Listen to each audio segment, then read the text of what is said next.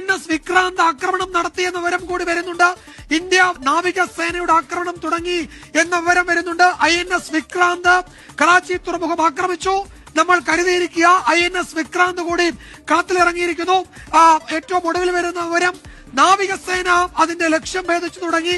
INS വിക്രാന്തിന്റെ ആക്രമണം കറാച്ചി തുറമുഖത്ത് തീതുപ്പുന്നു എന്ന വിവരമാണ്. അല്പസമയത്തിനകം അതിന്റെ കൂടുതൽ വിവരങ്ങൾ വരും.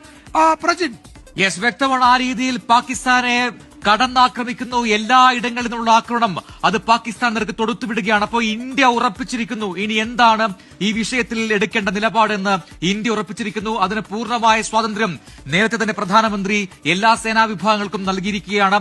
എന്തു ചെയ്യണം എന്ന് ഓരോ സാഹചര്യം അനുസരിച്ച് അത് സേനാ വിഭാഗങ്ങൾക്ക് തീരുമാനിക്കാം എന്ന് നേരത്തെ പ്രധാനമന്ത്രി വ്യക്തമാക്കിയതാണ്. ഇതിപ്പോൾ പാകിസ്ഥാന്റെ ഒരു പ്രകോപനം അത് തുടരുന്ന സാഹചര്യത്തിലാണ് ഇന്ത്യ ആകാശത്തു നിന്നും ഇപ്പോൾ ഇതാ INS വിക്രാന്തിലൂടെ നാവികസേനയും ആക്രമണം തുടങ്ങിയിരിക്കുന്നു. അങ്ങനെ ചുറ്റിലും നിന്ന് പാകിസ്ഥാനെ ആക്രമിക്കുന്ന ഇന്ത്യൻ സേനാ വിഭാഗങ്ങളെ കാണാൻ കഴിയുന്നു. ഇനി പാകിസ്ഥാൻ എന്തു ചെയ്യണം എന്ന് ചിന്തിച്ചു തുടങ്ങേണ്ട സമയമാണ്. അത് മനസ്സിലാക്കിയാണ് ഇപ്പോൾ പാക് പ്രധാനമന്ത്രി അടക്കം രഹസ്യ താവളത്തിലേക്ക് മാറ്റുന്ന പാകിസ്ഥാൻ നമ്മൾ കാണുന്നത്. ഒരുപക്ഷെ അവിടെ ഒരു മിലിറ്ററി അട്ടിമറിയൊക്കെ ഉണ്ടാകുമോ എന്നൊക്കെയുള്ള സന്ദേഹമൊക്കെ വരുന്നത്. ഒക്കെ ഇനിയിപ്പോൾ പാകിസ്ഥാനിന് സാധിക്കുമോ എന്നത് മറ്റൊരു ചോദ്യവുമാണ്.